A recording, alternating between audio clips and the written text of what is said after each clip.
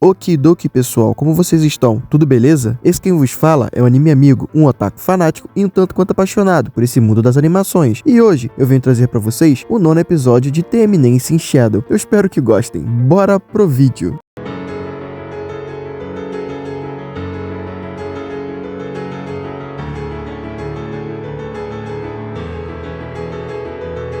O episódio começa com aquela mulher que o Cid salvou no arco da Torre de Sangue, falando sobre o seu empreendimento. E bom, o Cid fica tendo devaneios sobre a sua jornada de autodescoberta e sobre o que exatamente seria se tornar uma eminência das sombras. Ele pensa que só se aproveitou das oportunidades aleatórias que ele achou que o levariam a se tornar uma eminência das sombras, e pergunta se tá tudo bem continuar assim. A mulher pensa que o Cid está falando com ela, e bom, responde que sim e entrega um lanche pro Cid. E bom, aquelas garotas que estavam com a 666 apenas roubam um lanche da outra garota lá que fica meio pistola da vida. Enfim, na cena seguinte vemos a 666 sonhando com o dia que ela matou o próprio pai e acordando desolada ao se lembrar dessa parada toda. Ela explica que a capital dela era muito linda, mas agora virou uma pilha de escombros e que ela ainda não conseguiu fazer nada para ajudar, mesmo se juntando a Shadow Garden. Ela sai numa missão com as companheiras e elas vão encontrar a 559 para ir numa missão secreta delas. Elas encontram uma fortaleza que tinha caído nas mãos do culto dos diablos e a missão delas é investigar o que estava se passando ali. A 559 pergunta se a 666 sabe o motivo de ser escolhida para essa missão, e ela diz que deve ser pelo fato dela ter familiaridade com a área. A 559 chama ela pelo nome e diz que escolheu ela pessoalmente, pois ela recebeu poderes diretamente do Shadow. Elas conversam mais um pouco e vem um comboio de carroças do culto e ficam observando o local. Ela já conhece algumas pessoas muito importantes dali, inclusive algumas que estavam por trás da manipulação do rei, e bom, eles vão até um tipo de altar, e vemos que era aquele tipo de altar que a igreja usava para os seus experimentos. A 666 vê a sua mãe e fica confusa com a situação. A mãe dela ativa o altar e vemos que eles pegam um anel da antiga heroína. A 559 manda elas atacarem e elas partem pro fight. A 666 interfere tentando salvar a mãe, que quase foi morta pela 559. A mãe da Rosa se apega nela e, bom, pede para ser salva. E a 559 diz que se a 666, que no caso é a Rosa, não parar com isso, ela se tornaria indigna da Shadow Garden. E o anime mostra uma conversa de uma mulher com a Gama sobre esse ocorrido todo. Elas falam sobre as personalidades importantes presentes no incidente e sobre como elas vão agir contra o atual reino falido de Oriana. E vemos que o Cid está pensando sobre esse incidente todo. E bom, a sua conclusão foi que há espaço para a eminência das sombras interferir nesse rolê. O Cid chega à conclusão que vai ajudar a 666 a se tornar uma nova monarca e vai incentivar ela a se tornar uma tirana, que vai atrapalhar os heróis desse mundo. E ele, como uma eminência das sombras, vai intervir nessa situação toda e parecer como um salvador. E ele é interrompido por um grupo de soldados que foram